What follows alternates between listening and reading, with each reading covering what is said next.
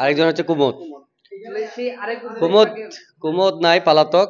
কুমুদ হচ্ছে ওকে বহুবার ছাত্র জনতা তাকে আলটিমেটাম দিয়েছিল যে আপনি আপনার এই কাজগুলো যদি পাবলিকের যে টাকা নিচ্ছেন এই কাজগুলো যদি সঠিকভাবে সম্পূর্ণ না করতে পারেন, পাবলিকের টাকাগুলো যদি না ঘুরে দিতে পারেন, তাহলে আপনাকে এখান থেকে চলে যেতে হবে। তো দেখা যাচ্ছে তাকে সময় দিয়েছিল 1 মাস 1.5 মাস পর্যন্ত দিচ্ছে, কিন্তু সে তার যে মানুষের যে পাওনা টাকা পরিশোধ করতে পারেনি, মানুষের যে কাজগুলো দিচ্ছে পেন্ডিং কাজগুলো সম্পূর্ণ করতে পারেনি, যার কারণে সে নিজে থেকে পলাতক।